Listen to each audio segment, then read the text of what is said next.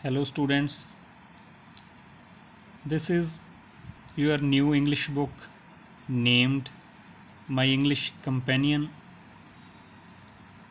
Students, ਇਸ book ਦੇ ਵਿੱਚ ਤੁਹਾਡੇ ਦੋ ਪਾਰਟਸ ਇਨਕਲੂਡ ਕੀਤੇ ਗਏ ਨੇ। ਪਹਿਲਾਂ ਜਿਸ ਤਰ੍ਹਾਂ ਕਿ ਬੋਰਡ ਵੱਲੋਂ ਤੁਹਾਡੇ ਸਿਲੇਬਸ ਦੇ ਵਿੱਚ ਦੋ ਬੁੱਕਸ ਪਬਲਿਸ਼ ਕੀਤੀਆਂ ਜਾਂਦੀਆਂ ਰਹੀਆਂ ਨੇ, ਜਿਨ੍ਹਾਂ ਦੇ ਵਿੱਚ ਫਸਟ ਬੁੱਕ ਰੀਡਰ ਬੁੱਕ ਹੁੰਦੀ ਸੀ and second book grammar part ਦੇ ਨਾਲ ਰਿਲੇਟਡ ਹੁੰਦੀ ਸੀ। ਬਟ ਇਸ ਵਾਰ ਬੋਰਡ ਨੇ ਇਹ ਸਿੰਗਲ ਬੁੱਕ ਹੀ ਪਬਲਿਸ਼ ਕੀਤੀ ਹੈ, ਜਿਸ ਦੇ ਵਿੱਚ ਤੁਹਾਡਾ ਰੀਡਰ ਐਂਡ ਗ੍ਰਾਮਰ ਪਾਰਟ ਦੋਨੋਂ ਹੀ ਆਲਰੇਡੀ ਇਨਕਲੂਡਡ ਨੇ। ਸੋ ਤੁਸੀਂ ਇਹ ਸਿੰਗਲ ਬੁੱਕ ਹੀ ਬਾਏ ਕਰਨੀ ਹੈ। Today we are going to start the first lesson of this book named value of money, पैसे दी कीमत। The writer of this lesson is Vandana Lanial। First of all, we will pronounce and do the meaning of these words। First word is processor, ਚਾਲਕ।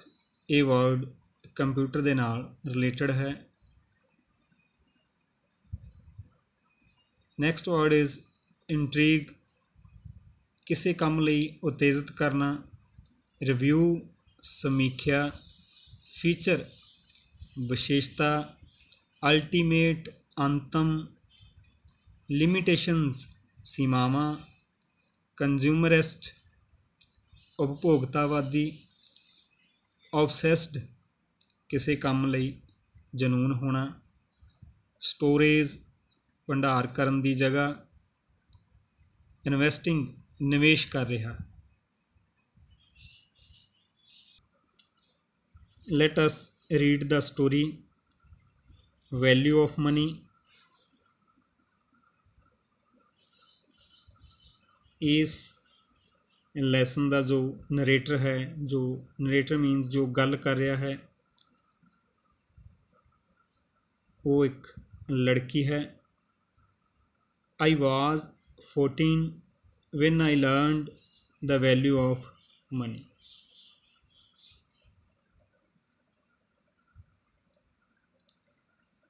I wanted to get myself a new computer, although there was nothing wrong with the computer I was already using। ਮੈਂ 14 ਸਾਲਾਂ ਦੀ ਸੀ ਜਦੋਂ ਮੈਨੂੰ ਪੈਸੇ ਦੀ ਕੀਮਤ ਬਾਰੇ ਪਤਾ ਲੱਗਿਆ। ਮੈਂ ਆਪਣੇ ਆਪ ਇੱਕ ਨਵਾਂ ਕੰਪਿਊਟਰ ਖਰੀਦਣਾ ਚਾਹੁੰਦੀ ਸੀ, ਭਾਵੇਂ ਜੋ ਕੰਪਿਊਟਰ ਮੈਂ ਵਰਤ ਰਹੀ ਸੀ ਉਸ ਵਿੱਚ ਕੋਈ ਕਮੀ ਨਹੀਂ ਸੀ। It was summer break and I had been watching a lot of TV। There was this one advertisement that would pop up on screen all time। ਗਰਮੀ ਦੀਆਂ ਛੁੱਟੀਆਂ ਸਨ ਅਤੇ ਮੈਂ ਬਹੁਤ ਜ਼ਿਆਦਾ TV ਦੇਖ ਰਹੀ ਸੀ। ਇੱਕ ਐਡਵਰਟਾਈਜ਼ਮੈਂਟ, ਮਸ਼ਹੂਰੀ ਜੋ TV ਦੀ ਸਕਰੀਨ ਉੱਪਰ ਚੱਲ ਰਹੀ ਸੀ, ਪ੍ਰਗਟ ਹੋ ਰਹੀ ਸੀ। It was for the latest Dell computer। It had the faster processor and unbelievably high storage among many other new features।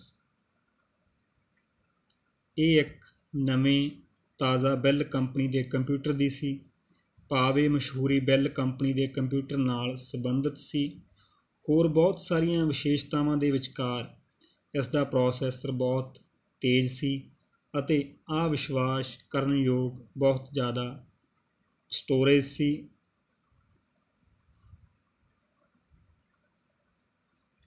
Every time I saw it, I was intrigued। I saw it, I was intrigued। I would go online and watch people reviewing the computer just to find out more about its features।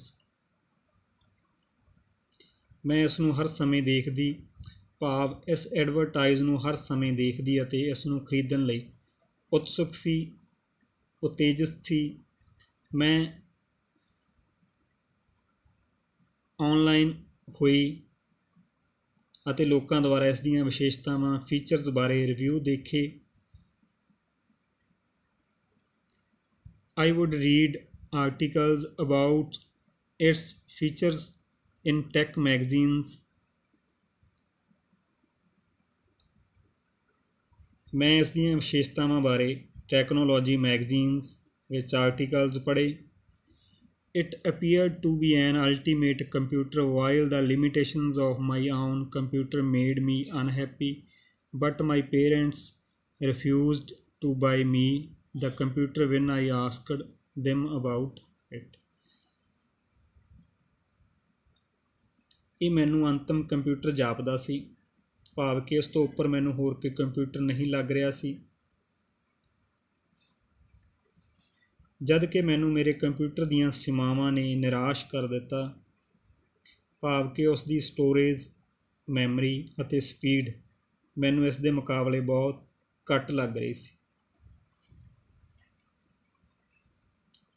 ਪਰ ਮੇਰੇ ਮਾਤਾ ਪਿਤਾ ਨੇ ਮੈਨੂੰ ਇਹ computer ਖਰੀਦਣ ਤੋਂ ਇਨਕਾਰ ਕਰ ਦਿੱਤਾ, ਮਨ੍ਹਾ ਕਰ ਦਿੱਤਾ ਜਦ ਮੈਂ ਉਹਨਾਂ ਨੂੰ ਇਸ ਬਾਰੇ ਪੁੱਛਿਆ।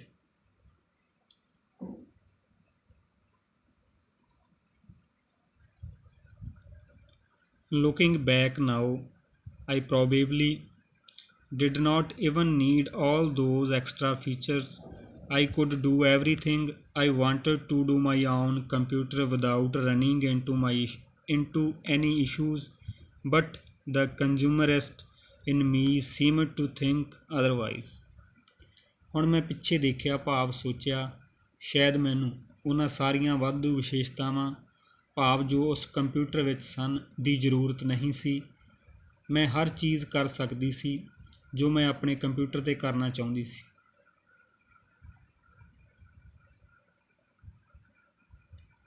ਬਿਨਾਂ ਕਿਸੇ ਮੁਸ਼ਕਲ ਦੇ। ਪਰ ਮੇਰੇ ਅੰਦਰਲਾ ਗਾਹਕ ਹੋਰ ਤਰੀਕੇ ਨਾਲ ਸੋਚਦਾ ਪ੍ਰਤੀਤ ਹੁੰਦਾ ਸੀ, ਭਾਵ ਮੈਂ ਉਹ ਲੇਟੈਸਟ ਬੈੱਲ ਕੰਪਨੀ ਦਾ ਕੰਪਿਊਟਰ ਖਰੀਦਣਾ ਚਾਹੁੰਦੀ ਸੀ। After a while my parents noticed how obsessed I was with this new computer, so they decided to give me a chance to earn it। They told me if I started doing house chores means ਘਰੇਲੂ ਕੰਮ, ਘਰ ਦੇ ਕੰਮ, they would give me money for it and I could save up until I had enough to buy the computer on my own।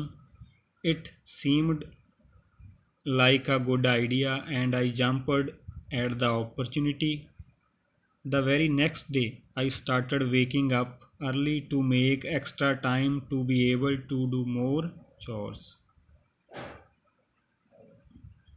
ਕੁਝ ਸਮੇਂ ਬਾਅਦ ਮੇਰੇ ਮਾਤਾ ਪਿਤਾ ਨੇ ਧਿਆਨ ਦਿੱਤਾ ਕਿ ਮੇਰਾ ਇਸ ਕੰਪਿਊਟਰ ਨੂੰ ਲੈ ਕੇ ਕਿੰਨਾ ਜਨੂੰਨ ਸੀ। ਇਸ ਲਈ ਉਹਨਾਂ ਨੇ ਮੈਨੂੰ ਇਸ ਨੂੰ ਪੈਸੇ ਕਮਾ ਕੇ ਲੈਣ ਦਾ ਫੈਸਲਾ ਕੀਤਾ, ਭਾਵ ਕਿ ਮੈਂ ਆਪ ਪੈਸੇ ਕਮਾ ਕੇ ਇਸ ਕੰਪਿਊਟਰ ਨੂੰ ਖਰੀਦਾਂ। ਉਹਨਾਂ ਨੇ ਮੈਨੂੰ ਦੱਸਿਆ ਜੇ ਮੈਂ ਘਰ ਦੇ ਕੰਮ ਕਰਨੇ ਸ਼ੁਰੂ ਕਰਾਂ, ਉਹ ਮੈਨੂੰ ਇਸ ਬਦਲੇ ਪੈਸੇ ਦੇਣਗੇ। ਮੈਂ ਇਸ ਨੂੰ ਬਚਾ ਸਕਦੀ ਸੀ ਜਦ ਤੱਕ ਮੇਰੇ ਕੋਲ ਆਪਣੇ ਆਪ ਕੰਪਿਊਟਰ ਖਰੀਦਣ ਲਈ ਕਾਫੀ ਨਹੀਂ ਹੋ ਜਾਂਦੇ।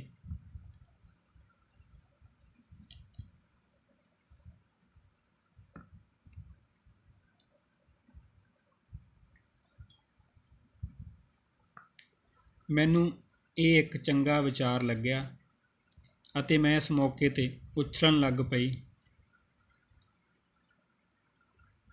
ਭਾਵ ਕਿ ਖੁਸ਼ੀ ਦੇ ਵਿੱਚ ਛਾਲਾਂ ਮਾਰਨੀਆਂ ਸ਼ੁਰੂ ਕਰ ਦਿੱਤੀਆਂ। ਬਿਲਕੁਲ ਅਗਲੇ ਦਿਨ ਤੋਂ ਮੈਂ ਜਲਦੀ ਉੱਠਣਾ ਸ਼ੁਰੂ ਕੀਤਾ ਤਾਂ ਜੋ ਮੈਨੂੰ ਘਰ ਦੇ ਜ਼ਿਆਦਾ ਕੰਮ ਲਈ ਵਾਧੂ ਸਮਾਂ ਮਿਲੇ। I would do the dishes 3 times a day, take the garbage out, mow the lawn on the weekends, clean the whole house and wash the car whenever needed. I was working tirelessly every day until my whole body was sore just to wake up the next day and do it again. Eventually, I got used to it and it became easier. I also got more efficient and soon I was doing everything a lot quicker. ਮੈਂ ਦਿਨ ਵਿੱਚ 3 ਵਾਰ ਬਰਤਨ ਸਾਫ਼ ਕਰਦੀ, ਘਰ ਦਾ ਕੂੜਾ ਬਾਹਰ ਸੁੱਟਦੀ, ਹਫ਼ਤੇ ਦੇ ਆਖਰੀ ਦਿਨ ਬਗੀਚੇ ਦਾ ਘਾਹ ਕੱਟਦੀ, ਸਾਰਾ ਘਰ ਸਾਫ਼ ਕਰਦੀ ਅਤੇ ਕਾਰ ਧੋਂਦੀ ਜਦ ਵੀ ਜ਼ਰੂਰਤ ਹੁੰਦੀ। ਮੈਂ ਹਰ ਰੋਜ਼ ਬਿਨਾਂ ਥੱਕੇ ਕੰਮ ਕਰਦੀ ਜਦ ਤੱਕ ਮੇਰਾ ਸਾਰਾ ਸਰੀਰ ਦੁਖਣ ਨਾ ਲੱਗ ਜਾਂਦਾ ਅਤੇ ਇਸੇ ਤਰ੍ਹਾਂ ਹੀ ਅਗਲੇ ਦਿਨ ਉੱਠਦੀ ਅਤੇ ਫਿਰ ਦੁਬਾਰਾ ਇਹੀ ਕੰਮ ਕਰਦੀ। ਆਖਰਕਾਰ ਮੈਂ ਇਸ ਦੀ ਆਦੀ ਹੋ ਗਈ ਅਤੇ ਇਹ ਮੇਰੇ ਲਈ ਸੌਖਾ ਹੋ ਗਿਆ। ਮੈਂ ਇਸ ਕੰਮ ਵਿੱਚ ਭਾਵ ਜੋ ਘਰ ਦੇ ਕੰਮ ਮੈਨੂੰ ਮਿਲੇ ਸੀ ਇਸ ਵਿੱਚ ਹੋਰ ਜ਼ਿਆਦਾ ਮਾਹਿਰ ਹੋ ਗਈ ਅਤੇ ਮੈਂ ਇਹ ਸਭ ਕੁਝ ਹੋਰ ਜ਼ਿਆਦਾ ਤੇਜ਼ੀ ਨਾਲ ਕਰ ਰਹੀ ਸੀ। Okay students, the next part of this lesson we will read in the next video. Okay students.